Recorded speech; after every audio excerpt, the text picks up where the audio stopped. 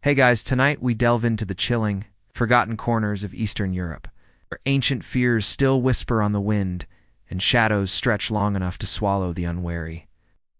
You might think you're safe, tucked in your bed. But as we journey through tales of true vampiric legends, you might just find yourself checking under the covers. And who knows, you might not survive the night with your sanity intact.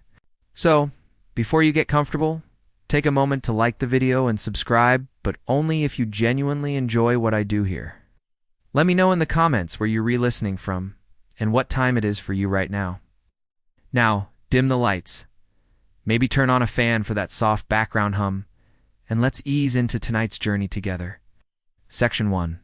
Whispers in the Carpathians. You arrive in a remote Eastern European village, shrouded in mist and ancient fears. The air bites with a cold that seeps into your bones, a damp chill that feels older than time itself. You step off the rickety dust-caked bus, its engine sputtering a final, mournful sigh before it lumbers away, leaving you alone on a narrow, unpaved road. Around you, the Carpathian Mountains loom, their jagged peaks clawing at a bruised twilight sky. They are not merely mountains. They are silent, watchful giants, their slopes cloaked in dense primeval forests that seem to absorb all sound, all light. The only sound is the rustle of dry leaves underfoot, and the distant, mournful howl of what you hope is just the wind. You pull your worn jacket tighter, the fabric offering little defense against the pervasive cold and the growing sense of unease that prickles your skin. Ahead, nestled in a valley that seems to have been forgotten by the modern world, lies the village. Its name, whispered by the few locals you encountered on your journey, was something guttural and ancient, a string of consonants that felt heavy on your tongue. Smoke curls lazily from stone chimneys, a comforting sign of life, yet the overall impression is one of profound isolation. The houses, built of dark wood and rough-hewn stone, huddle together as if for protection against an unseen enemy. Their windows, small and dark, seem to watch you with an unsettling intensity. There are no streetlights, no neon glow, only the faint, flickering light of oil lamps from within, casting long, dancing shadows that seem to writhe with a life of their own. As you walk towards the village, the mist, which had been a distant shroud, now begins to descend, swirling around your ankles, then your waist, until you are enveloped in a ghostly embrace. It carries with it the scent of damp earth, wood smoke, and something else, something metallic and faintly sweet, like old blood. You shake your head, dismissing the thought as a trick of your imagination, a byproduct of the unsettling atmosphere. Yet the scent lingers, a subtle, disquieting note in the cold air. The silence is profound, broken only by your own footsteps and the rapid beat of your heart. It's the kind of silence that presses in on you, that makes you feel as though you are the only living thing in a world of waiting shadows. Suddenly, a figure emerges from the swirling mist, a hunched old woman, her face a road map of wrinkles, her eyes, though clouded with age, sharp and piercing. She carries a bundle of firewood, her back bent under its weight. She doesn't speak, but her gaze, as it sweeps over you, is filled with a mixture of suspicion and a deep ancient sorrow. You offer a polite greeting, but she merely nods, a slow, deliberate movement, before disappearing back into the swirling white. Her presence, fleeting as it was, leaves you with an even deeper sense of foreboding. It's as if you've stumbled into a place where time has stopped, where the past is not merely remembered, but actively lived. You reach the edge of the village, and the first thing you notice is the overwhelming presence of religious iconography. Every doorway is adorned with crucifixes, some crudely carved from wood, others fashioned from twisted iron. Garlic braids hang from windowsills, their pungent aroma mingling with the wood smoke. You even spot a few sprigs of what looks like wild rose tucked into cracks in the stone walls. It's a stark, almost desperate display of faith and superstition. A silent testament to the fears that grip this isolated community. You've read about these practices, of course, in your research into Eastern European folklore. But to see them so overtly, so universally applied, is another matter entirely. It's a visceral reminder that you are no longer in a world governed by logic and reason, but by something far older, far more primal. Historians still debate the exact origins of these protective measures. While many scholars point to the spread of Christianity and its influence on local pagan beliefs, others argue that some of these practices predate organized religion, stemming from an even more ancient instinctual fear of the unknown.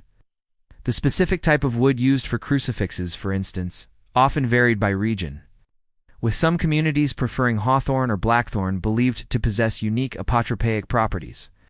This detail, often overlooked in popular culture, highlights the deep-rooted, localized nature of these beliefs. You might recall the rather humorous, yet ultimately ineffective, crocodile skin sunscreen from your last adventure, but these villagers are not dealing with mere sunburn. They are battling something far more insidious, something that demands a different kind of protection. As you step further into the village, the silence is broken by the distant, rhythmic clang of a blacksmith's hammer and the low murmur of voices from within the houses. Yet there's an underlying tension, a palpable sense of watchfulness.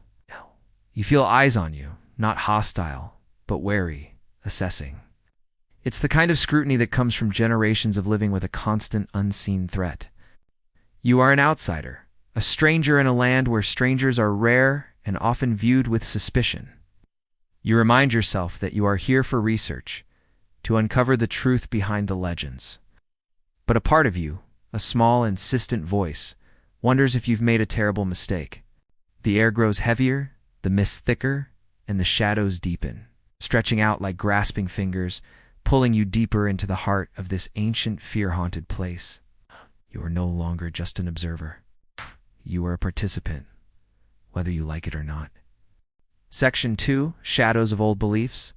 The villagers' strange customs and hushed warnings hint at a pervasive, unseen threat. The morning light, when it finally filters through the persistent mist, does little to dispel the pervasive sense of unease. You awaken in the small, sparsely furnished room you've rented, the air still heavy with the scent of damp earth and wood smoke. As you venture out, the village slowly stirs, but not with the bustling energy you might expect. Instead, there's a quiet, almost reverent rhythm to their movements, a cautiousness that speaks volumes. The villagers move with a deliberate slowness, their eyes constantly scanning, as if searching for something just beyond the veil of perception. They greet each other with hushed murmurs, or conversations punctuated by glances over their shoulders and quick, almost imperceptible gestures towards the surrounding forests. You observe their daily routines, and the strange customs become more apparent. Before dawn, you see women meticulously sweeping their doorsteps, not just for cleanliness, but with a ritualistic precision, as if clearing away unseen impurities. Men, before heading to the fields, will often trace a symbol, a cross, or a pentagram in the dirt at their thresholds. You notice that no one ventures out alone after dusk, and even during the day, children are kept close. Their laughter muted, their games confined to the immediate vicinity of their homes. There's a palpable fear of the encroaching darkness, deep-seated understanding that night brings with it dangers far greater than mere wild animals. One afternoon, while attempting to purchase some local bread from a stoic baker, you overhear a fragment of conversation. Two elderly women, their faces etched with worry, are speaking in hushed tones about a recent illness that has afflicted several livestock. They attribute it not to disease, but to a thinning of the veil, a weakening of the boundaries between their world and another. One woman mentions a neighbor who, after a long illness, was buried with a stake through his heart, just to be sure. The words send a shiver down your spine, a stark reminder of the grim realities that underpin their beliefs. You try to engage them, to ask more, but their eyes harden, and they quickly change the subject, their silence a more potent warning than any spoken word. Later, you find yourself in the village's small, ancient church, its wooden interior dark and cool, smelling of beeswax and old incense. The priest, a gaunt man with weary eyes, is meticulously polishing a silver crucifix.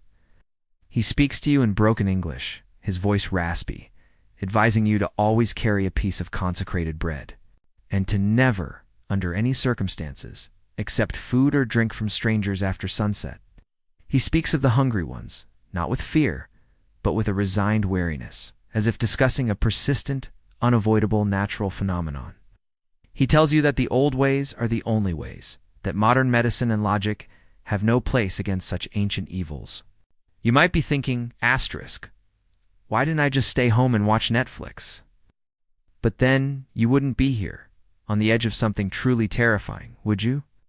This deep-rooted fear of the undead, or strigoi as they are sometimes called in Romanian folklore, is not unique to this village. Historians still debate the precise cultural and historical factors that led to the widespread belief in vampires across Eastern Europe. Some scholars argue that the harsh realities of peasant life, coupled with a lack of medical understanding regarding disease and decomposition, fueled these superstitions. The bloated appearance of a decomposing body, the growth of hair and nails, and the expulsion of gases could easily be misinterpreted as signs of continued life after death. Others contend that the beliefs were a way to explain sudden, inexplicable deaths, particularly those that occurred during epidemics, providing a tangible enemy to fight against in times of helplessness. The practice of exhuming bodies and performing various rituals to prevent or stop vampirism was surprisingly common, even officially sanctioned in some areas during certain periods. One particularly unsettling detail you uncover is the historical practice of burying suspected vampires face down, or with a sickle placed around their neck, intended to decapitate them if they attempted to rise. In some regions, poppy seeds were scattered around the grave, as it was believed that a vampire would be compelled to count every single seed before it could leave its grave, thus delaying its nocturnal activities until dawn. This meticulous, almost obsessive attention to detail in their protective rituals speaks to the profound terror these entities inspired. It's a far cry from the romanticized, cape-wearing figures of modern fiction. These were truly monstrous, relentless beings that preyed on the living. The villagers hushed warnings their strange customs, and the pervasive atmosphere of fear began to seep into your own consciousness. You find yourself instinctively checking the locks on your door, even though you know they offer little real protection against what they fear. You start to notice the subtle shifts in the wind, the way the shadows lengthen and deepen with an almost predatory intent. The metallic, sweet scent you noticed upon arrival seems to linger, a faint, unsettling perfume on the night air. You realize that their fear is not irrational. It is a learned response, honed over generations of living in the shadow of something ancient and malevolent. You are no longer just observing. You are beginning to feel the weight of their unseen threat, a chilling premonition that something is indeed out there, watching, waiting, and slowly, inexorably drawing closer. Section 3. The Chill of the Night. Unexplained occurrences begin to plague your nights, subtle yet deeply unsettling. As the days bleed into nights, the subtle, unsettling occurrences you initially dismissed as imagination or fatigue begin to intensify, becoming undeniably real. The chill that permeates the village isn't just from the mountain air. It's a cold that seems to emanate from within the very fabric of the night itself. You find yourself waking in the dead of night, not from a nightmare, but from an inexplicable sensation of being watched. The air in your small room, though the window is tightly shut, feels heavy, as if someone or something is breathing the same air, just inches from your face. You lie there, rigid, your heart hammering against your ribs, straining to hear anything, but there is only the profound, oppressive silence of the village, broken only by the frantic beat of your own pulse. One night, you were jolted awake by a faint scratching sound, rhythmic and persistent, coming from just outside your window. It's not the sound of branches against glass, nor the scuttling of small animals. It's a deliberate, almost methodical scraping, like fingernails dragging across stone. You hold your breath, your eyes wide open in the darkness, trying to pinpoint its source. It stops, as suddenly as it began, leaving behind an echoing silence that feels even louder than the sound itself. You tell yourself it's just the wind or a stray animal, but the rational explanation feels flimsy, inadequate against the prickling fear that crawls up your spine. You spend the rest of the night staring at the window, expecting to see something materialize in the darkness, something with long, sharp nails. Then there are the dreams. They are not vivid, terrifying nightmares, but something far more insidious. You dream of a pervasive cold, of a subtle draining sensation, as if your very essence is being siphoned away. You wake feeling utterly exhausted, as if you haven't slept at all despite having been in bed for hours. Your limbs feel heavy, your mind sluggish, and a persistent, dull ache settles behind your eyes. It's a weariness that sleep cannot cure, a fatigue that seems to deepen with each passing night. You try to shake it off, attributing it to the change in environment, the unfamiliar food, or perhaps a lingering cold. But deep down, you know it's something more, something tied to the strange occurrences of the night. Their eyes are often shadowed, their movements slow, as if they too are battling an unseen force that saps their strength. You notice that they avoid direct eye contact, especially in the early hours, and their conversations are even more hushed, more guarded. It's a shared burden, a collective exhaustion that binds them together in their silent struggle. You might wonder if they're just bad sleepers, but you've seen enough to know this is a different kind of tired. A soul-deep exhaustion that hints at something truly draining them. Historically, many accounts of vampiric activity in Eastern European folklore often included these subtle, insidious signs. Unlike the dramatic, blood-sucking fiends of popular fiction, the early folkloric vampires were often described as entities that would drain the life force, the vitality, or even the luck from their victims. They might cause illness, crop failure, or a general malaise that would slowly weaken a household or an entire village. These were not always creatures of overt violence. Boo. Content truncated due to size limit. Use line ranges to read in chunks. Section 4: Folklore's Dark Roots. You uncover the grim, forgotten truths of authentic Eastern European vampire legends. Driven by the escalating strangeness of your nights and the pervasive fear of the villagers, you delve deeper into the local folklore, seeking answers in the dusty archives of the village's small, neglected library. The books here are old, some brittle with age, their pages filled with faded script and crude, unsettling illustrations.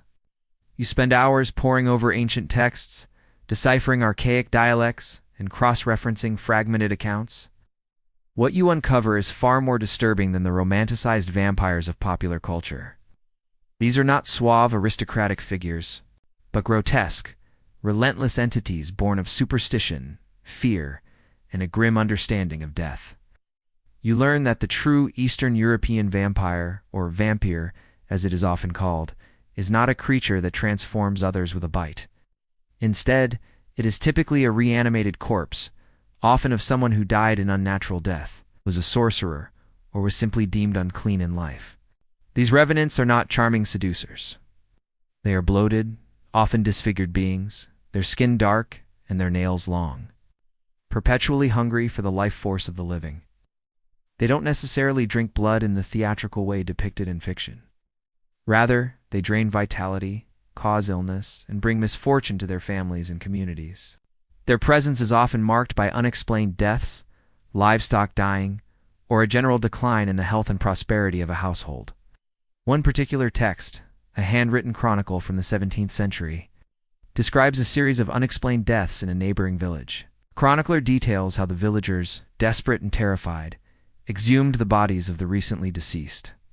They found one corpse, a man named Petter, whose body was unnaturally preserved, his hair and nails seemingly grown, and a faint flush on his cheeks.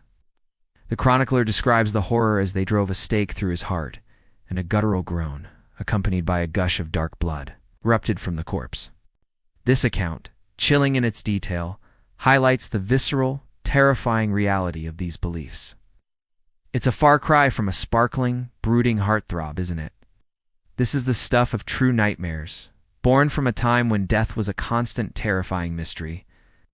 You also discover the various methods used to identify a vampire. In some regions, a virgin boy would be led through a graveyard on a virgin horse. The horse would supposedly balk at the grave of a vampire. In others, a dog would be observed, as it was believed that dogs could sense the presence of the undead. Perhaps the most disturbing method involved exhuming bodies and looking for specific signs. An uncorrupted corpse, a body lying on its side, or even a body with a single eye open. These were not scientific investigations, but desperate attempts to find a tangible explanation for the inexplicable, to put a name to the terror that stalked their nights. Historians still debate the extent to which these legends were influenced by actual medical conditions or psychological phenomena. Some scholars argue that conditions like porphyria, a rare blood disorder, or even premature burial, could have contributed to the belief in vampires.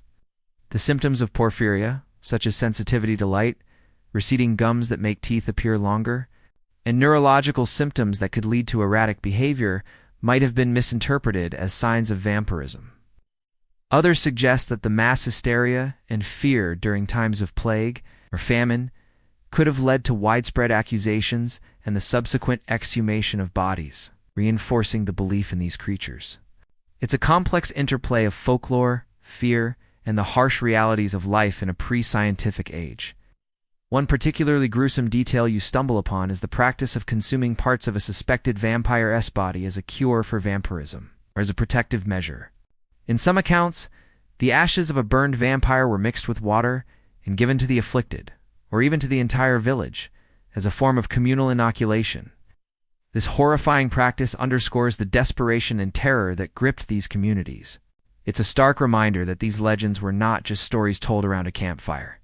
They were deeply ingrained beliefs that dictated life and death, shaping the very fabric of their society. You might be thinking, I'm glad I brought my hand sanitizer, but even that wouldn't help with this kind of contagion. The more you read, the more you realize that the villagers' customs, which initially seem strange, are in fact direct reflections of these ancient beliefs. The garlic, the crucifixes, the careful sweeping of doorsteps, they are not mere superstitions, but practical, desperate measures against a very real, very tangible threat in their worldview. The hushed warnings, the wary glances, the pervasive fear, it all makes a terrifying kind of sense now. You are no longer just observing a quaint, isolated community. You are witnessing a society living under the constant shadow of a primal, ancient evil, an evil that is far more insidious and terrifying than any fictional monster. And as you close the last of the ancient texts, the chill in your room feels deeper, the silence more profound, and the shadows seem to writhe with a newfound, unsettling life. Section 5. Isolated fears grow. The village's isolation amplifies the growing dread, trapping you within its ancient boundaries. The realization that the village's customs are not mere superstitions, but desperate defenses against a very real, very present threat, deepens the sense of dread that has been steadily accumulating. The isolation of this place, which once seemed quaint and picturesque, now feels like a cage. The mountains that cradled the village, once majestic and awe-inspiring, now loom like impassable walls, trapping you within their ancient, fear-haunted embrace. The single rickety road that brought you here now seems impossibly long and treacherous, a path you are increasingly reluctant to traverse. You are truly cut off, not just from the modern world, but from any semblance of safety or escape. The villagers, once merely wary, now seem to regard you with a mixture of pity and a grim resignation. They know instinctively that you are now part of their struggle, whether you wish to be or not. Their hushed conversations grow even more cryptic, their glances more frequent and meaningful. You notice that they rarely speak of the outside world, as if it no longer exists, or perhaps as if it has no bearing on the grim reality they inhabit. Their world is this valley, these mountains, and the unseen forces that prey upon them. And now, it is your world too. The mist, a constant companion since your arrival, seems to grow thicker, more pervasive, especially at night. It clings to the houses, swirls around your feet, and obscures the already limited visibility. It's no longer just atmospheric. It feels like a living entity, a tangible manifestation of the fear that permeates the air. You find yourself constantly checking the sky, hoping for a glimpse of the sun, a sign that the oppressive shroud might lift, but it rarely does. The perpetual twilight only serves to amplify the feeling of being trapped in a timeless, forgotten realm. Your attempts to communicate with the outside world become increasingly futile. Your phone, which occasionally managed to snag a weak signal near the bus stop, is now completely dead. The villagers have no landlines, no internet, no connection to the world beyond their valley. You try to rationalize it. Perhaps the mountains block the signals, or the infrastructure simply isn't there. But a part of you, the part that is succumbing to the pervasive dread, wonders if something else is at play, something that actively seeks to sever your ties to sanity and escape. It's a chilling thought, isn't it? To be so utterly alone, so completely at the mercy of forces you cannot comprehend. Historically, The isolation of many Eastern European villages played a significant role in the persistence and intensity of vampire beliefs. Cut off from larger towns and cities, with limited access to education or scientific understanding, these communities relied heavily on oral traditions and local superstitions to explain the inexplicable. The lack of external influence meant that beliefs, once established, could fester and grow, unchecked by alternative explanations. This isolation also fostered a strong sense of communal identity and a reliance on traditional practices, making them particularly resistant to outside ideas or modern advancements. You might have thought your Wi-Fi was bad back home, but at least you had Wi-Fi. Here, the only connection is to the ancient, the terrifying, and the unknown. One fascinating yet grim historical detail is the concept of the living dead, or walking dead in some Slavic folklore, where a person who was not truly dead but in a deep coma or trance was mistakenly buried and then, upon revival, was believed to be a vampire. This terrifying scenario, combined with the difficulty of exhuming bodies in remote, often frozen ground, would have only intensified the fear and the belief in these creatures. The lack of proper medical examination meant that many could have been buried alive, only to return later, confirming the villagers' worst fears. Historians still debate the true prevalence of such incidents, but the mere possibility would have been enough to fuel generations of terror. The growing dread is not just external, it begins to manifest internally. You find yourself becoming increasingly paranoid, jumping at shadows, interpreting every creak of the old house as a sign of something sinister. The subtle draining sensation you've been experiencing at night seems to intensify, leaving you feeling perpetually on edge, your nerves frayed. You start to question your own perceptions, wondering if the isolation and the pervasive fear are simply getting to you, or if the unseen presence is indeed growing stronger, its influence seeping into your very mind. It's a terrifying thought, isn't it? It's that the very place meant to protect you is slowly driving you mad. The villagers, in their quiet, resigned way, seem to accept this as their reality. They don't fight the fear, they live with it, incorporate it into their daily lives. Their rituals are not just protective measures, but a way of acknowledging and coexisting with the darkness that surrounds them. You see them performing small, almost unconscious gestures, touching a crucifix, muttering a prayer, avoiding certain paths after dusk. These are not acts of defiance, but acts of quiet submission to a power they cannot overcome, only appease. You might find yourself unconsciously adopting some of these habits, a subtle nod to the growing influence of their ancient fears. As the days turn into weeks, the boundaries between your rational mind and their ancient beliefs begin to blur. The scientific explanations you once clung to, the logical frameworks you used to understand the world, seem to crumble in the face of the undeniable strangeness that surrounds you. The inexplicable occurrences, the pervasive chill, the draining fatigue, they are no longer isolated incidents, but pieces of a terrifying puzzle that is slowly, inexorably coming together. You are no longer an objective observer. You are a participant, caught in a web of ancient fears and superstitions, with no clear path to escape. The isolation of the village, once a mere geographical fact, has become a psychological prison, amplifying every fear, every doubt, until it feels as though the very air you breathe is thick with dread. You are trapped, not by physical barriers, but by the overwhelming weight of centuries of fear, a fear that is now becoming your own. Section 6: Ancient Texts Unveiled. Your research leads to dusty, forbidden texts detailing gruesome anti-vampire rituals. The creeping dread, amplified by the village's isolation, propels you deeper into your research. The small, neglected library, once a source of mere curiosity, now feels like a sanctuary, a place where answers, however grim, might be found. You spend countless hours poring over the brittle pages of ancient tomes, their leather bindings cracked and their paper yellowed with age. The air is thick with the scent of dust and decaying parchment, a smell that, strangely, has become comforting in its familiarity. You are no longer just reading. You are deciphering, translating, piecing together a horrifying mosaic of forgotten knowledge. Your focus shifts from understanding the nature of the vampire to understanding how to combat it. The texts, written in various archaic dialects, reveal a chilling array of anti-vampire rituals, Ow! each more gruesome and desperate than the last. These are not the simple steaks and garlic of modern fiction. These are complex, often brutal procedures, born of a profound fear and a desperate need for survival.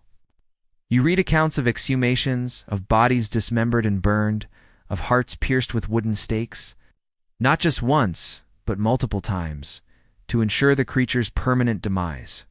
The sheer violence of these rituals speaks volumes about the terror they were meant to quell. One particularly disturbing passage details the ritual of decapitation and reburial. It describes how, after exhuming a suspected vampire, its head would be severed and placed between its legs, or sometimes even buried separately from the body. The purpose was to prevent the revenant from finding its head and thus reanimating itself. Another text speaks of filling the mouth of the corpse with garlic or stones, or even driving nails through the skull to prevent it from feeding. These were not acts of malice, but acts of desperate self-preservation, born from a belief that the undead were relentless, cunning, and incredibly difficult to destroy. You also uncovered details about the use of specific plants and herbs beyond garlic. Hawthorn, blackthorn, and wild rose are frequently mentioned, their thorns believed to be particularly effective against the undead. In some rituals, these thorns would be driven into the corpse's skin or placed around the grave. The texts also describe the use of fire, not just for cremation, but for purifying the ground where a vampire had walked, or for burning the possessions of the deceased to prevent their reanimation. It's a comprehensive, almost scientific approach to combating the supernatural, albeit one based on fear and superstition rather than empirical evidence. Historians still debate the efficacy and origins of these gruesome rituals. Some scholars argue that these practices were a form of primitive public health. It's a way to deal with the decomposition of bodies and the spread of disease in a pre-scientific era. The burning of bodies, for instance, would have prevented the spread of pathogens. Even if the underlying motivation was to destroy a vampire, others contend that these rituals served a psychological purpose, providing a sense of control and agency in the face of overwhelming fear and helplessness. The act of performing such a ritual, however brutal, would have given the community a tangible way to fight back against an invisible enemy. You might be thinking, this is a bit much for a bedtime story? But remember, these were real fears, real practices, born from a very different world. One particularly unsettling detail you find is the concept of the vampire hunter as a community role. These were not always professional figures, but often local individuals, sometimes priests or wise women, who possessed the knowledge and courage to perform these grim rituals. They were revered and feared in equal measure, their expertise in dealing with the undead passed down through generations. The texts describe their meticulous preparations, their prayers, and their unwavering resolve in the face of unimaginable horror. It's a stark contrast to the lone, brooding vampire hunters of fiction. These were often ordinary people, forced into extraordinary circumstances by the pervasive threat. As you close the last of these ancient, forbidden texts, a new kind of chill settles over you. It's not just the cold of the room, but the cold of understanding. You now possess the knowledge, however disturbing, of how these people fought back. The gruesome details, once shocking, now feel like a necessary evil, a desperate measure against an even greater horror. The pervasive fear of the villagers, which once seemed irrational, now makes perfect sense. They're not just afraid of the dark, they're afraid of what the dark brings. And they know, with a chilling certainty, what must be done to stop it. And as you look out into the deepening twilight, the knowledge of these rituals, these brutal acts of self-preservation, settles heavy in your mind, a grim burden that you now share with the isolated, fear-haunted community. Section 7 Protections, Strange Ways. You observe the villagers performing bizarre, desperate rites to ward off evil. Armed with the grim knowledge gleaned from the ancient texts, you begin to observe the villagers' daily lives with a new, unsettling clarity. Their seemingly strange customs are no longer just oddities. They are desperate, often bizarre, rites of protection enacted with a solemnity that speaks of generations of fear. You see the rituals you read about in the dusty tomes being performed before your very eyes, a chilling testament to the enduring power of their beliefs and the pervasive threat they perceive. It's one thing to read about driving nails into a corpse. It's another to see the living perform rituals that hint at such desperate measures. One morning you witness a group of women, their faces grim and determined, meticulously sweeping the path leading from the village well to their homes. But they are not just sweeping. They're chanting in low guttural tones, sprinkling what looks like salt and ash along the swept ground. You recall reading about the belief that evil spirits, including revenants, cannot cross a line of salt or ash. This isn't about cleanliness. It's about creating an invisible barrier, a spiritual perimeter around their lives. You notice the intensity in their eyes, the almost trance-like focus as they perform this seemingly mundane task, transforming it into a sacred act of defense. It makes you wonder if your morning coffee ritual is quite as potent.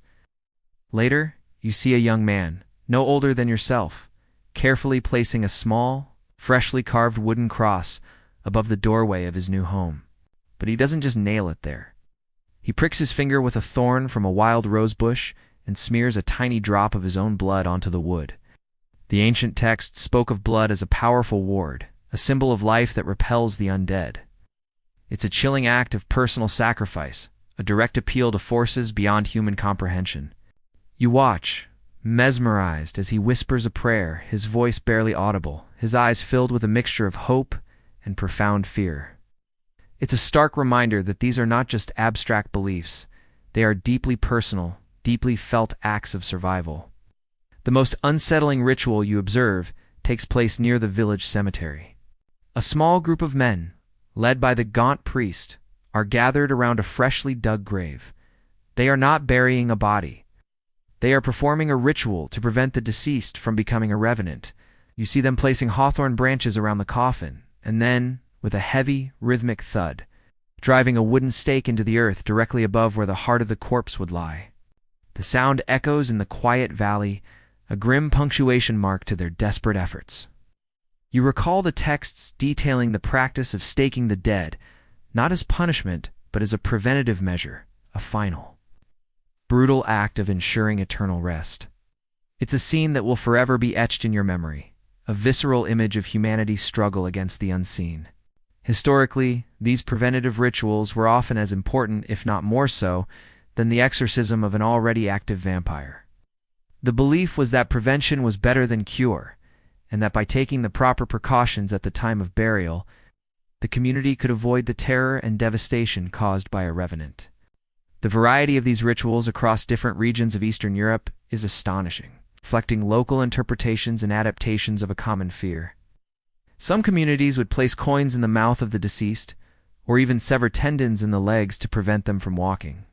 Others would bury the body with a fishing net, believing the vampire would be compelled to count every knot before it could rise, thus delaying its emergence until dawn.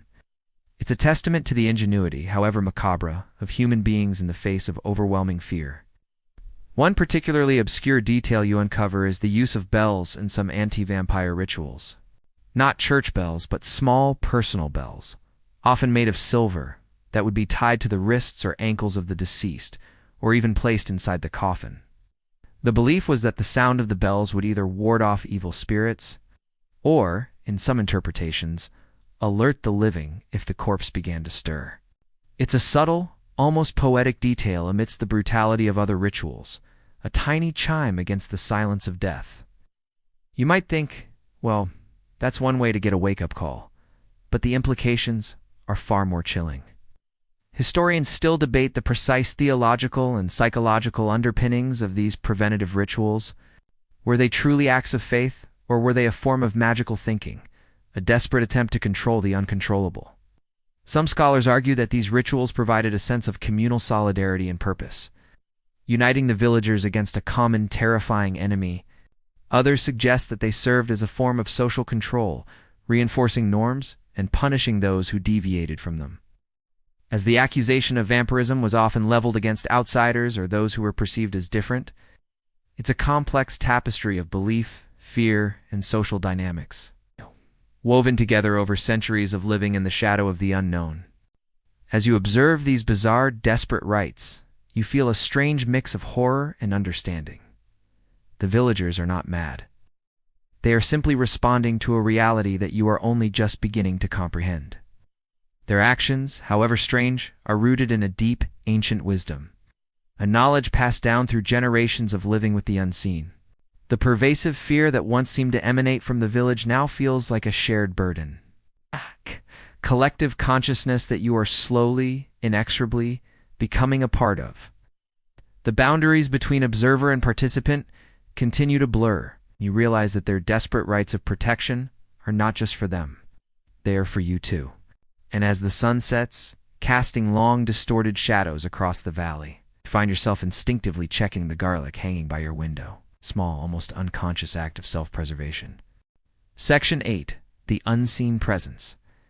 A chilling sensation of being watched intensifies, a cold breath on your neck, like the grim knowledge of the anti-vampire rituals and the desperate solemnity with which the villagers perform. Them has done little to alleviate the pervasive sense of dread. Instead, it has sharpened it, given it a name and a chillingly tangible form. The subtle occurrences of the past nights now feel like mere preludes, gentle taps on the door before the full weight of the unseen presence makes itself known. The sensation of being watched, which had been a fleeting, unsettling feeling, now intensifies, becoming a constant, oppressive weight, a cold breath on your neck that never quite dissipates. It begins subtly, a prickling sensation on your skin, as if a cold draft has passed through a sealed room. You turn instinctively, but there is nothing there. Yet the feeling persists, a phantom touch, a whisper of air against your ear that carries no sound. You find yourself constantly glancing over your shoulder, your eyes darting into darkened corners, convinced that something is lurking just beyond the periphery of your vision. The shadows, which once seemed benign, now seem to coalesce, to deepen, to take on an almost predatory quality. Every creak of the old house, every rustle of leaves outside, sends a jolt of adrenaline through your system. One evening, as you sit by the flickering light of an oil lamp, attempting to read, you feel it distinctly. A cold breath, undeniably real, ghosting across the back of your neck. Your hair stands on end in a shiver, not of cold, but of pure, unadulterated terror races down your spine. You freeze, your heart pounding a frantic rhythm against your ribs, too afraid to move, too afraid to breathe. The air around you grows heavy, thick with an unseen presence. And the faint scent of damp earth and something metallic, something like old dried blood, fills your nostrils. It's a smell that has haunted you since your arrival, and now it is undeniably close. You try to rationalize it, to dismiss it as a trick of the mind, a product of your heightened anxiety. Perhaps the window is open a crack, or there's a draft from the ill-fitting door. But the cold breath is too precise, too deliberate, too focused. It feels like a silent, unseen entity is standing directly behind you, its unseen gaze fixed upon you, its breath a chilling caress. You finally force yourself to turn, slowly, your muscles stiff with fear, but there is nothing. Only the empty space, the flickering shadows, and the lingering, icy sensation on your skin. You might be thinking, I really should have packed a bigger sweater, but no amount of wool can protect you from this kind of chill. This phenomenon, the feeling of an unseen presence, or a cold breath, is a recurring motif in many Eastern European vampire accounts. Unlike the physical attacks often depicted in modern fiction, early folkloric vampires were often described as having a more ethereal, almost spiritual presence. They were said to be able to pass through walls, to enter homes uninvited, and to exert their influence without direct physical contact. The cold breath was often interpreted as a sign of their proximity, a chilling manifestation of their non-physical nature, a precursor to their more insidious draining of vitality. It was a subtle yet terrifying form of psychological warfare, designed to instill fear and weaken the victim before the true attack began. Historians still debate the psychological and physiological explanations for such experiences. Some scholars suggest that these sensations could be attributed to sleep paralysis, a temporary inability to move or speak that occurs when waking or falling asleep, often accompanied by hallucinations. The feeling of a heavy presence, the difficulty breathing, and the sense of being watched are common symptoms of sleep paralysis, which could easily be interpreted as a supernatural encounter in a superstitious society. Others argue that the pervasive fear and anxiety in these communities could have led to a heightened state of awareness, where every subtle environmental cue was interpreted as a sign of the supernatural. It's a fascinating interplay between the mind, the body, in the environment, isn't it? Did the vampire cause the fear, or did the fear create the vampire? One particularly obscure detail you uncover is the belief that a vampire's breath could cause illness or even death. In some accounts, simply inhaling the air exhaled by a revenant was enough to bring about a slow, wasting sickness. This belief further amplified the terror of an unseen presence, as even the air itself could become a conduit for their malevolent influence. It's a chilling thought, isn't it? The very act of breathing could expose you to such a profound danger. You might find yourself holding your breath or breathing shallowly, as if that could somehow protect you from the invisible threat. The villagers, you notice, have a peculiar habit of holding their breath when passing certain areas or when entering a darkened room. They do it almost unconsciously, a learned response, a silent acknowledgement of the unseen dangers that lurk in the air. Their eyes, already wary, seem to scan the air itself, as if searching for invisible currents, for the subtle disturbances that betray the presence of something not of this world.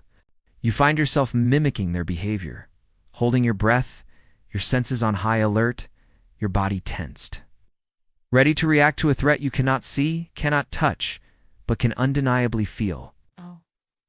The sensation of being watched, the cold breath on your neck, the pervasive chill. It all culminates in a terrifying realization. This is not just a story, not just folklore. This is real. The unseen presence is not a figment of your imagination. It is here, in this room, with you. It is a silent, patient hunter, its gaze fixed upon you, its breath a chilling promise of what is to come. The isolation of the village, which once felt like a cage, now feels like a trap, and you are the prey. The ancient texts, the bizarre rituals, the hushed warnings, they are not just historical curiosities. They are a desperate plea for survival, a plea that you are now beginning to understand with a terrifying clarity.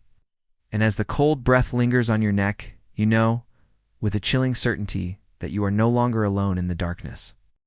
Section 9. Life's slow drain. You feel your energy subtly ebbing, a silent, insidious, vampiric influence. The chilling sensation of being watched, the cold breath on your neck, and the pervasive sense of dread have begun to manifest in a more tangible, more terrifying way. It's not a sudden, dramatic attack, but a slow, insidious draining, a subtle ebbing of your very life force. You feel your energy subtly diminishing, a constant nagging fatigue that no amount of rest can alleviate. It's as if an invisible siphon has been attached to you, slowly drawing away your vitality, leaving you feeling hollowed out, a mere shadow of your former self. Your movements become sluggish, your thoughts clouded. Simple tasks that once required no effort now feel like monumental undertakings. Find yourself struggling to concentrate, your mind wandering, your memory failing you at crucial moments. The vibrant colors of the world seem to dim, the sounds muffled, as if a veil has been drawn over your senses. It's a profound weariness that settles deep in your bones, a bone-deep exhaustion that goes beyond physical exertion. You might try to blame it on the change in diet or the lack of proper sleep, but deep down, you know it's something far more sinister, something that is actively consuming you from within. Your reflection in the cracked mirror of your room reveals a pale, drawn face, eyes shadowed with fatigue, lips a faint, almost colorless line. You've lost weight, your clothes hanging loosely on your frame, and your skin has taken on an almost translucent quality. It's a gradual transformation, one that you might not have noticed if you had indeed been so acutely aware of the internal draining. You try to eat more, to force yourself to be active, but the energy simply isn't there. It's a terrifying realization, isn't it? To feel your own life slowly slipping away, and to be powerless to stop it. The villagers you notice exhibit similar signs. Their faces are often gaunt, their movements slow and deliberate, their eyes holding a deep, ancient weariness. They don't complain, they don't speak of their fatigue, they simply endure it, a silent, shared burden that has become an intrinsic part of their existence. You see them performing their daily tasks with a quiet resignation, their bodies moving almost mechanically, as if powered by a dwindling internal flame. It's a chilling testament to the long-term effects of this insidious influence. A glimpse into your own potential future. If this draining continues unchecked, historically, the concept of a vampire draining not just blood, but also life force, vitality, or even good fortune, is deeply embedded in Eastern European folklore. Unlike the more visceral, blood-drinking narratives that became popular later, many early accounts described vampires as entities that would cause a slow wasting away, a gradual decline in health and prosperity. They were often blamed for unexplained illnesses, sudden misfortunes, or a general malaise that would afflict a household or an entire community. This subtle, insidious form of vampirism was often considered even more terrifying, as it was difficult to detect and even harder to combat. It's a far cry from a quick bite. This is a slow, agonizing death, a gradual fade into nothingness. Scholars still debate the socioeconomic and psychological factors that contributed to this particular aspect of vampire lore. Some argued that the belief in life-draining vampires was a way to explain the devastating effects of chronic illnesses, malnutrition, or the psychological toll of living in harsh, isolated conditions. The constant struggle for survival, coupled with a lack of medical understanding, could easily have led to the interpretation of these physical and mental declines as the work of an unseen, malevolent entity. Others suggest that it was a way to externalize internal anxieties and fears, projecting them onto a supernatural scapegoat. It's a complex interplay of human suffering and the need for explanation, isn't it? One particularly unsettling detail you uncover is the belief that a vampire could drain the life force of its victims even from a distance, through dreams or through a subtle, unseen connection. This meant that even if you were protected by garlic or crucifixes, you were never truly safe, as the entity could still reach out and subtly consume you. This added another layer of terror to the belief, as it meant that the threat was omnipresent, inescapable, a constant shadow lurking just beyond the edge of perception. You might be thinking, I wish I had a good energy drink right now, but no amount of caffeine can fight off this kind of drain. The subtle ebbing of your energy, the pervasive fatigue, the feeling of being slowly consumed, it all points to a terrifying conclusion. The unseen presence is not just watching you, it is feeding on you. It is a silent, insidious predator, slowly drawing away your life, leaving you weaker, more vulnerable with each passing moment. The ancient texts, the bizarre rituals, the hushed warnings of the villagers, they are not just stories. They are a desperate plea for survival, a plea that you are now beginning to understand with a terrifying intimacy. And as you feel your own life slowly draining away, you know, with a chilling certainty, that you are no longer just an observer. You are a victim, caught in the silent, relentless grip of an ancient, malevolent force. Section 10, Historical Panic echoes. You learn of past vampire scares, blurring lines between myth and reality. The insidious draining of your vitality, coupled with the pervasive sense of an unseen presence, has pushed you beyond the realm of mere academic curiosity. You are now living the legends, experiencing the very fears that shape these ancient beliefs.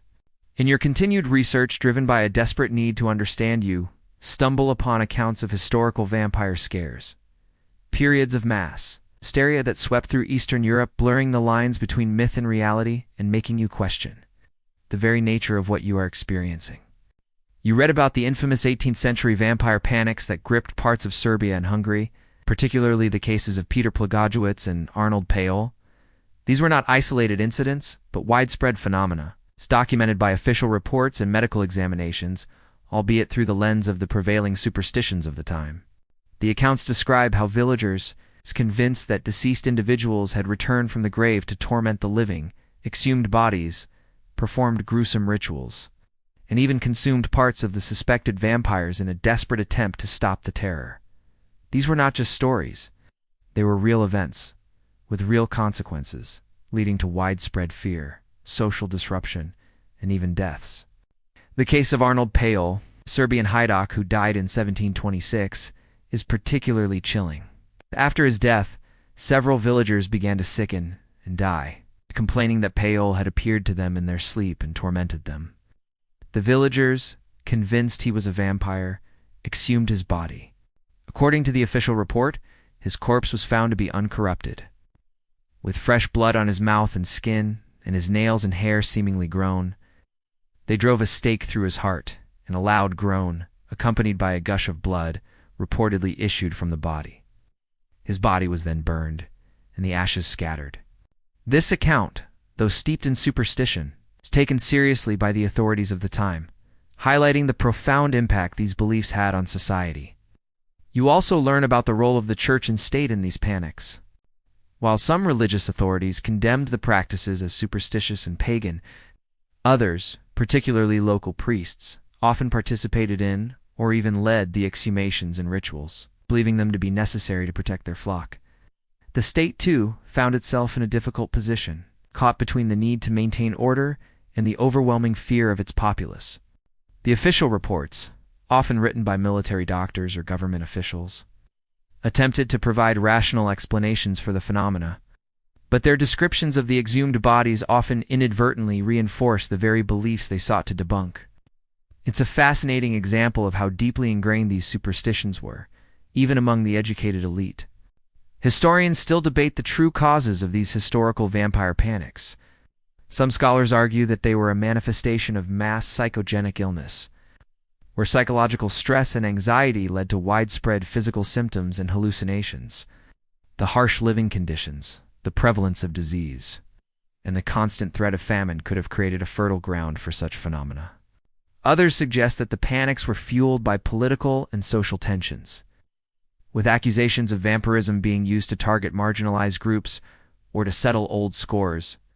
The lack of scientific understanding of decomposition and disease meant that many natural phenomena were misinterpreted as supernatural occurrences, further fueling the fear. It's a complex interplay of human psychology, social dynamics, and the grim realities of life in a pre-scientific age. One particularly obscure detail you uncover is the concept of the vampire epidemic, where the death of one suspected vampire would lead to a chain reaction of subsequent deaths, each attributed to the initial revenant. This belief often led to a frantic search for more vampires, with entire graveyards being exhumed and dozens of bodies subjected to gruesome rituals. The fear was contagious, spreading like a plague, and the only perceived cure was the systematic destruction of the suspected undead. It's a terrifying thought, isn't it? That fear itself could become a weapon, turning neighbor against neighbor and the living against the dead. The echoes of these historical panics resonate deeply with your current experience. The subtle draining, the unseen presence, the pervasive fear, it all feels eerily similar to the accounts you are reading. The lines between myth and reality, which once seemed so clear, have now become irrevocably blurred. You are no longer just studying history, you are living it. The fear that gripped these communities centuries ago is now gripping you, a cold, relentless hand squeezing your heart. You might be thinking I really should have paid more attention in history class, but no textbook could have prepared you for this. The villagers, in their quiet, resigned way, seem to carry the weight of these historical fears in their very bones. Their cautiousness, their rituals, their unwavering belief in the unseen. It all stems from a collective memory of past horrors, times when the dead walked and preyed upon the living. Their fear is not just a personal one. It is a generational fear, passed down through oral traditions, reinforced by the very landscape they inhabit. And as you read these accounts of past panics, you realize that your own experience is not unique. It is merely the latest chapter in a long, terrifying history of human encounters with the unknown. The historical panic echoes around you, a chilling symphony of fear that is slowly, inexorably, drawing you deeper into its terrifying embrace. And as the cold breath lingers on your neck, you know with a chilling certainty that you are not just a victim. You are a participant in a living, breathing legend. Section 11, Reasons Fading Grip. Your logical mind struggles against the overwhelming, undeniable supernatural evidence. The historical accounts of vampire panics, once distant and academic, now feel terrifyingly immediate. The slow, insidious draining of your vitality, the constant chilling sensation of an unseen presence, and the pervasive fear of the villagers have eroded the foundations of your logical mind. What began as a scientific inquiry, a detached study of folklore, has devolved into a desperate struggle to maintain your sanity in the face of overwhelming, undeniable supernatural evidence. Your rational brain, once your most trusted tool, is now a battlefield, constantly fighting against the encroaching tide of the impossible. You try to cling to scientific explanations, to rationalize the inexplicable. The fatigue, perhaps a vitamin deficiency, or the stress of the unfamiliar environment. The cold breath, a draft, a trick of the air currents. The scratching sounds, rodents, or branches against the window. But each attempt at a logical explanation feels weaker, more desperate, crumbling under the weight of the accumulating evidence, sheer consistency of the phenomena, the shared experiences of the villagers, and the chilling parallels with the historical accounts you've unearthed. All conspire to undermine your carefully constructed worldview. There are moments of clarity, brief flashes where you almost convince yourself that it's all in your head, product of sleep deprivation and the pervasive superstition of the village. You tell yourself that you are an educated individual, a product of the modern world, and that such things simply do not exist. But then, a cold shiver runs down your spine, a whisper of unseen movement in the periphery of your vision. Or another wave of profound exhaustion washes over you, and the fragile edifice of your rationality crumbles once more. It's a terrifying dance, this back and forth between belief and disbelief, a constant tug-of-war for your very soul. The villagers, in their quiet, resigned way, seem to understand your struggle. They offer no judgment, no condescension, only a silent, knowing pity. They have lived with this reality for generations, their minds long since reconciled to the existence of forces beyond scientific comprehension. Their faith, their rituals, their unwavering belief in the unseen are not a weakness, but a strength, a shield against the very madness that now threatens to consume you. You might find yourself envying their simple, unshakable conviction, wishing you could shed the burden of your own logical mind and simply accept the terrifying truth. Historically, the struggle between emerging scientific thought and deeply ingrained supernatural beliefs was a defining characteristic of the periods when vampire panics were most prevalent. As the Enlightenment began to spread, bringing with it a greater emphasis on reason and empirical observation, the old superstitions were increasingly challenged. However, in isolated rural communities, where traditional ways of life persisted and access to education was limited, these beliefs continued to hold sway. The tension between these two worldviews often led to conflict, with educated outsiders attempting to debunk the supernatural, only to be met with fierce resistance from communities clinging to their ancient fears. It's a fascinating historical parallel to your own internal struggle, isn't it? One particularly obscure detail you uncover is the concept of spectral vampires, entities that were not physical corpses but rather disembodied spirits that could drain the life force of the living. This belief further complicated the attempts of rationalists to explain away the phenomena. As there was no physical body to exhume, no tangible evidence to dissect, the attacks were purely psychological, manifesting as nightmares, visions, and a pervasive sense of dread, making it even harder to distinguish between genuine supernatural influence and the effects of a troubled mind. It's a terrifying thought, isn't it? That the very thing attacking you might not even have a physical form. Scholars still debate the extent to which these historical struggles between reason and superstition were influenced by political and social factors.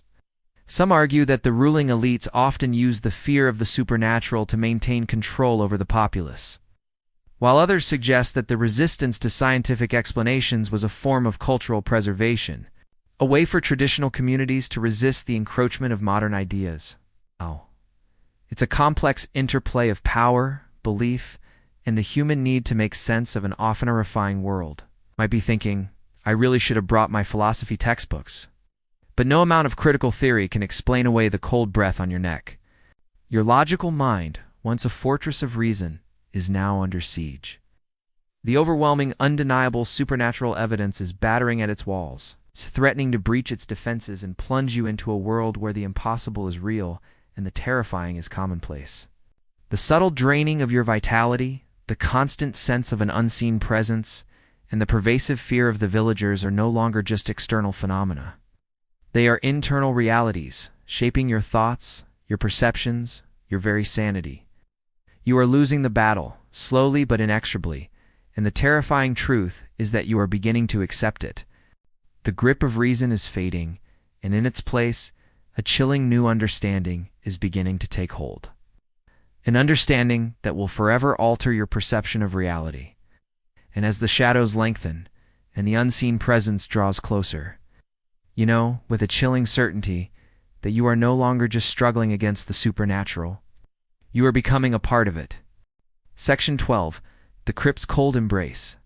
You discover the hidden ancient resting place of the legendary creature. The fading grip of reason has left you vulnerable, open to a terrifying new understanding. The subtle draining of your vitality, the constant unseen presence, and the pervasive fear of the villagers are no longer abstract concepts. Driven by a desperate, almost primal urge to confront the source of this terror, your research takes a new, more dangerous turn. You are no longer content to merely read about the legends. You are compelled to seek out their physical manifestation, to find the hidden, ancient resting place of the legendary creature that has been preying upon this village and upon you. Your inquiries, once met with wary silence, now elicit a different response from the villagers. A few of the older ones, their eyes filled with a grim resignation, offer cryptic clues. Hushed whispers about a place where the earth breathes cold, or where the shadows are deepest. They speak of a forgotten burial ground, a place shunned even by the bravest among them, a place where the veil between worlds is thinnest. You piece together their fragmented warnings, franching them with the ancient maps and texts you found, and a single, terrifying location begins to emerge. An ancient crypt, hidden deep within the oldest part of the village cemetery, a place so old it predates even the church itself. Armed with a flickering oil lamp and a growing sense of dread, you make your way to the cemetery under the cloak of a moonless night. The air is heavy, thick with the scent of damp earth and decaying leaves. And the mist, a constant companion, swirls around your ankles like ghostly tendrils. The gravestones, some leaning precariously, others half swallowed by the earth, seem to writhe in the dim light, their inscriptions worn smooth by centuries of wind and rain. You navigate the uneven ground, your heart pounding a frantic rhythm against your ribs, every shadow seeming to hold a hidden menace.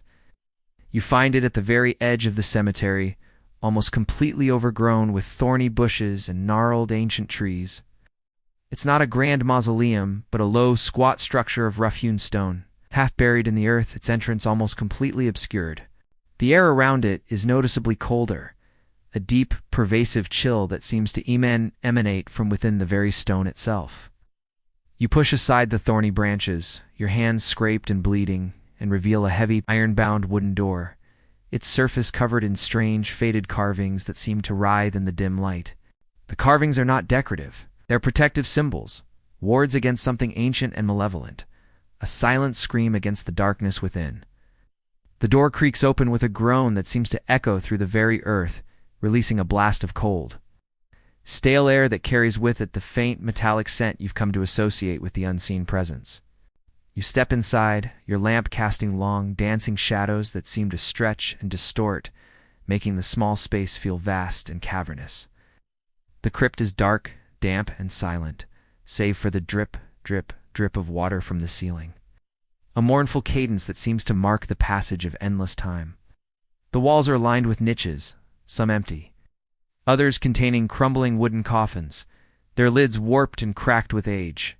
The air is thick with dust and the oppressive weight of centuries of death. Historically, crypts and ancient burial sites were often associated with vampiric activity, particularly in folklore where the vampire was believed to be a reanimated corpse. These secluded, often forgotten places provided the perfect lair for such creatures, allowing them to rest undisturbed during the day and emerge under the cover of darkness. The belief that a vampire's power was tied to its resting place led to many desperate attempts to locate and destroy these crypts, often involving the desecration of graves and the burning of bodies. It's a grim testament to the lengths people would go to in order to protect themselves from these terrifying entities.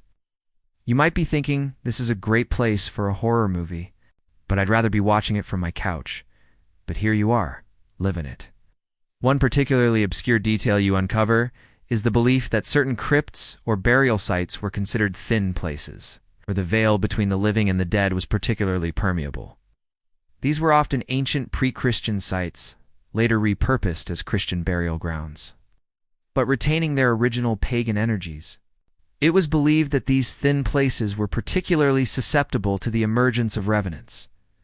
As the spiritual boundaries were weaker, allowing the dead to more easily cross back into the world of the living. This added another layer of terror to these already feared locations, making them not just resting places, but potential gateways to unimaginable horrors. Scholars still debate the archaeological and anthropological significance of these ancient crypts and their connection to vampire folklore. Some argue that the construction of such elaborate burial sites reflects a deep-seated human fear of death and the unknown, and that the vampire legends were a way to personify and externalize these anxieties.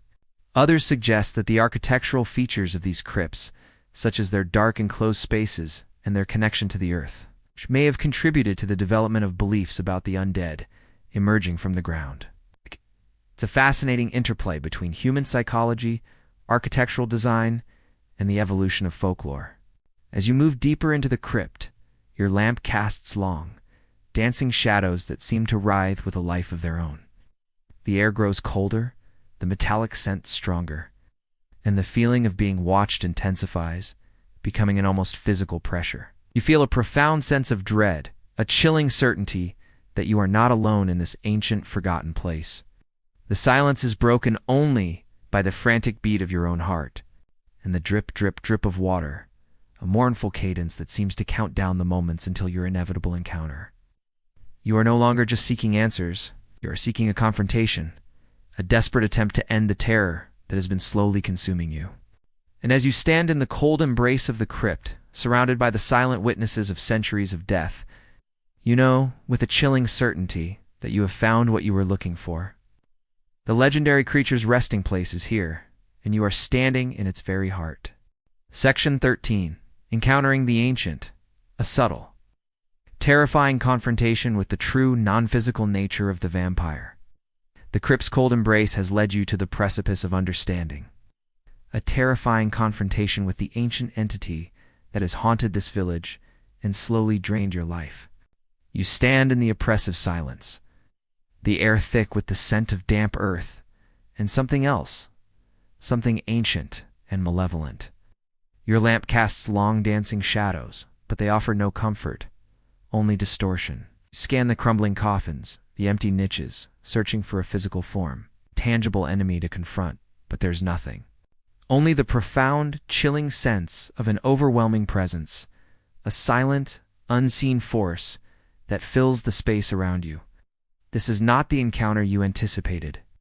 There's no dramatic reveal, no monstrous figure rising from a coffin. Instead, it is a subtle, terrifying confrontation with the true, non-physical nature of the vampire as understood in its deepest, most ancient folklore.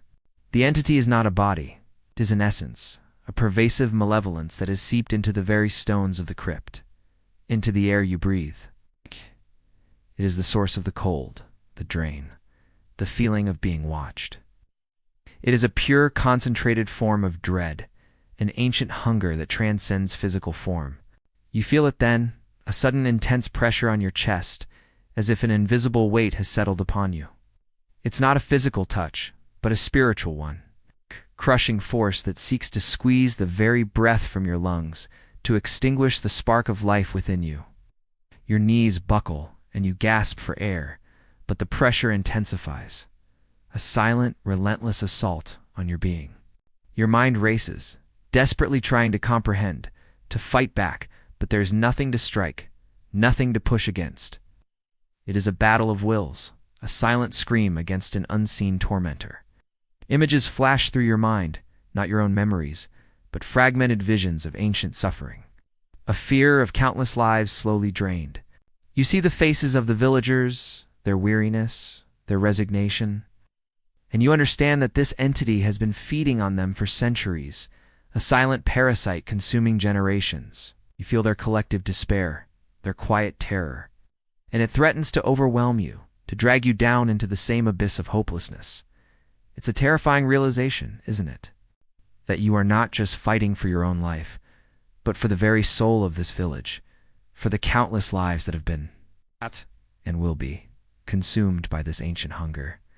Historically, many of the earliest vampire legends, particularly those predating the more physical, blood-sucking interpretations, described entities that were more akin to malevolent spirits or disembodied forces. These were not always corporeal beings, but rather a pervasive evil that could cause illness, misfortune, and a general draining of vitality. The concept of a psychic vampire or an energy vampire is not a modern invention.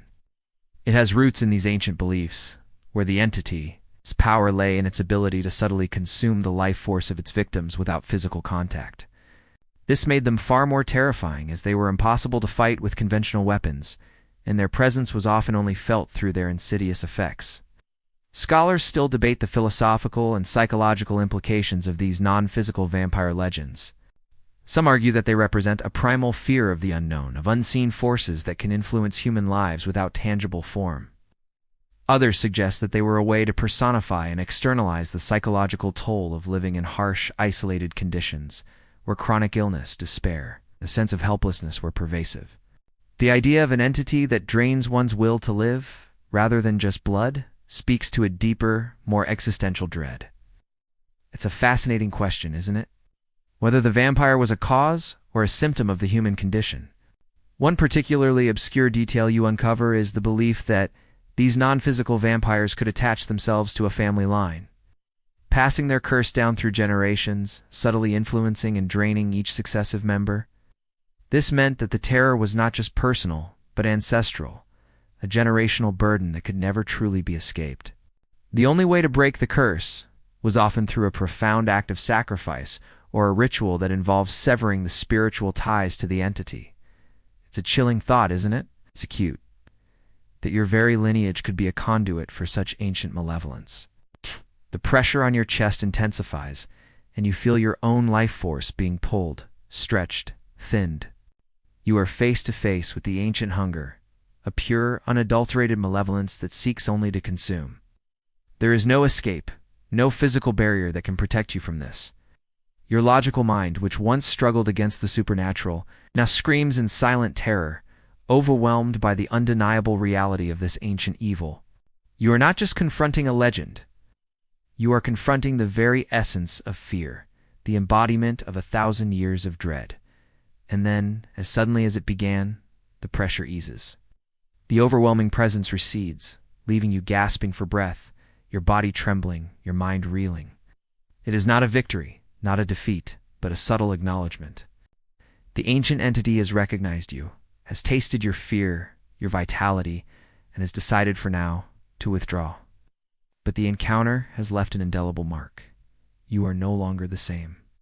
The lines between your world and theirs have dissolved, and you know, with a chilling certainty, that you have truly encountered the ancient. The crypt's cold embrace has given way to a terrifying new reality, one where the unseen is undeniably real, and the subtle draining of life is a constant, terrifying threat. You are forever changed, a living testament to the true, non-physical nature of the vampire. Section 14. Lingering Echoes of Fear. The experience leaves an indelible mark, forever altering your perception of reality. The subtle, terrifying confrontation in the crypt has left you irrevocably changed. The immediate crushing pressure has receded, but the echoes of that ancient presence linger, a cold, persistent hum beneath the surface of your consciousness. You emerged from that dark place, not physically harmed, but profoundly altered, your perception of reality forever warped by the undeniable truth of the supernatural. The world you once knew, a world governed by logic and reason, has shattered, replaced by a chilling new understanding where the unseen is undeniably real, and the impossible is merely a matter of perspective. The pervasive fatigue, which had been slowly draining your vitality, has not vanished. Instead, it has settled into a new, chronic state, a constant reminder of the entity's touch. You find yourself perpetually tired, your movements a little slower, your thoughts a little foggier. It's a subtle, insidious drain that has become a part of you, a permanent shadow cast by the encounter. You try to fight it to regain your former energy, but it's like trying to catch smoke. The vitality is simply not there, consumed by an ancient hunger that has now tasted your essence. The feeling of being watched, too, has become a constant companion. It's no longer an intense, focused gaze, but a diffuse, omnipresent awareness, as if the very air around you is sentient, observing your every move. You find yourself instinctively scanning your surroundings, your eyes darting into shadows, your ears straining for sounds that aren't there. The world has become a stage, and you are constantly aware of an unseen audience. A silent, patient observer that never truly leaves. You might try to tell yourself it's just paranoia, a lingering effect of the trauma, but the chilling certainty in your gut tells you otherwise. Your interactions with the villagers have also changed. They no longer regard you with wary suspicion, but with a quiet understanding, shared knowledge of the darkness that binds them. They see the subtle changes in you, the shadows under your eyes, the slight tremor in your hands, the way you instinctively check the garlic by your window. They offer no words of comfort, no reassurances, only a silent nod. A grim acknowledgement that you are now one of them, survivor of an encounter that few outsiders ever experience and live to tell about. Their fear, once a foreign concept, is now your own, a shared burden that unites you in a silent, unspoken pact. Historically, individuals who claim to have encountered vampires or other supernatural entities were often profoundly affected, even if they survived physically. These experiences often led to psychological trauma, social ostracization, or even a complete breakdown of their mental health. The inability to reconcile their experiences with the prevailing rational worldview could lead to a sense of isolation and madness.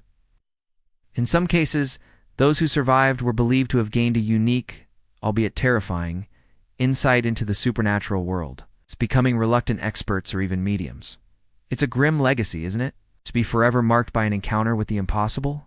Scholars still debate the long-term psychological effects of living in communities deeply steeped in supernatural beliefs. Was the pervasive anxiety and the constant vigilance a form of collective trauma passed down through generations? Or did the belief system itself provide a framework for coping with inexplicable events, offering a sense of control in a world that often felt chaotic and unpredictable? The line between genuine psychological distress and a culturally sanctioned response to perceived supernatural threats is often blurred, making it difficult to disentangle the two. It's a complex interplay of mind, culture, and environment, isn't it? One particularly obscure detail you uncover is the concept of a vampire's shadow, a lingering spiritual imprint left by the entity on its victims or on places it has haunted. This shadow was believed to continue to drain vitality or cause misfortune. Even after the physical entity had been destroyed or driven away, it was a subtle, insidious form of continued torment, a reminder that even in victory, the victim was never truly free. This concept explains the persistent fatigue, the lingering sense of being watched, and the subtle changes in your own being. You are not just haunted by a memory, you are haunted by a shadow, a part of the entity that has become inextricably linked to you. The world outside the village, the world of concrete and steel, of science and logic, now feels distant, unreal. The concerns of that world seem trivial, meaningless, in the face of the ancient primal forces you have encountered. You find yourself questioning everything, every assumption, every belief you once held dear. The boundaries between waking and dreaming, between reality and nightmare, have blurred, and you are left adrift in a sea of uncertainty, your perception of the world forever altered. You might try to go back to resume your old life, but you know, with a chilling certainty, that you can never truly escape the lingering echoes of fear. And as you look out at the mist-shrouded mountains, they no longer seem like mere geological formations. They are ancient sentinels, silent witnesses to centuries of dread. Their peaks piercing a sky that now seems to hold more secrets than stars. The wind whispers through the trees, and you hear not just the rustle of leaves, but the faint, mournful cries of those who came before you. Those who also encountered the ancient and were forever changed. The experience has left an indelible mark, a brand on your soul, and you know, with a chilling certainty, that you are no longer just a person who visited a remote village. You are a survivor, a witness, a living testament to the true, terrifying legends of Eastern Europe, forever bound to the lingering echoes of fear that now define your reality. Section 15, Sleep's gentle release. The story concludes, easing you into a peaceful, yet haunted slumber. The lingering echoes of fear, the indelible mark left by your encounter with the ancient, slowly begin to soften as the night deepens. The sharp edges of terror, though still present, are gently blurred by the encroaching wave of exhaustion, a weariness that is both a burden and a strange, comforting release. The pervasive chill in the air seems to lessen, replaced by a subtle warmth that spreads through your limbs. A gentle invitation to surrender to the quietude of the late hours. You find yourself back in your small room, the oil lamp casting a soft golden glow that pushes back the deepest shadows. The scent of damp earth and wood smoke, once a harbinger of dread, now feels familiar, almost like a lullaby. The sounds of the village outside, the distant hoot of an owl, the gentle rustle of leaves, are no longer menacing, but simply the quiet symphony of the night, a world settling into its own rhythm of rest. You are safe for now, within these walls, within the quiet embrace of the present moment.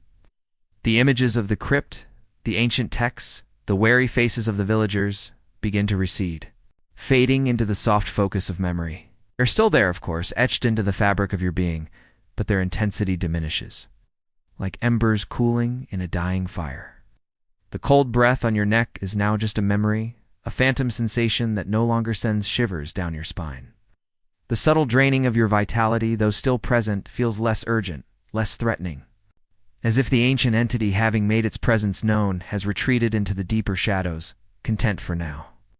Your eyelids grow heavy, your body sinking deeper into the soft mattress. The world outside your window, with its mist-shrouded mountains and ancient fears, seems to drift further away, becoming a distant dream. You are no longer fighting, no longer searching, no longer struggling against the impossible. There is only the gentle pull of sleep, a quiet surrender to the restorative darkness. The stories, the legends, the terrifying truths you have uncovered are now part of a larger tapestry, woven into the fabric of your own experience. But for tonight, they will wait. Historians often note the human need for closure, for resolution, even in the face of the inexplicable. The act of telling a story, of bringing it to a gentle close, can be a powerful tool for processing fear and finding a sense of peace. Even in the most terrifying folklore, there is often a moment of respite, a quiet lull before the next dawn. This is that moment for you, a space between the terror and the waking world, a bridge to the realm of dreams where the mind can process and heal. It's a subtle art, this winding down, a gentle hand guiding you away from the precipice of fear and into the soft embrace of unconsciousness. One particularly comforting detail, often overlooked in the grimness of vampire lore, is the belief in the protective power of sleep itself. In some traditions, a truly deep, undisturbed sleep was considered a form of temporary death, a state where the soul could travel safely beyond the reach of malevolent forces. It was a time of renewal, a brief sanctuary from the waking world's dangers. So as you drift, know that you are entering a space of quiet protection, a realm where the ancient fears cannot follow, at least not tonight. You might be thinking, finally, some peace, and indeed it is here. Scholars still debate the therapeutic value of storytelling, particularly in dealing with trauma and fear. Some argue that by externalizing and narrating frightening experiences, individuals can gain a sense of control and mastery over them. Others suggest that the shared experience of a story, even a scary one, can foster a sense of community and reduce feelings of isolation. As you listen, know that you are part of a long tradition, a collective human experience of confronting the darkness and finding a way to rest. It's a testament to the resilience of the human spirit, isn't it? To find peace even after staring into the abyss. Let the gentle hum of the fan, the soft glow of the lamp, and the quiet rhythm of your own breathing guide you now. The Carpathian Mountains stand guard, the village sleeps, and the ancient entity, for this night, is quiet. The lingering echoes of fear are fading, dissolving into the soft, comforting darkness. You are safe, you are tired, and it is time to rest. Let your mind drift, let your body relax, and let the gentle current of sleep carry you away. You are drifting now deeper and deeper into a peaceful yet haunted slumber. Sleep well, sleep deeply, and dream of nothing at all. Just sleep.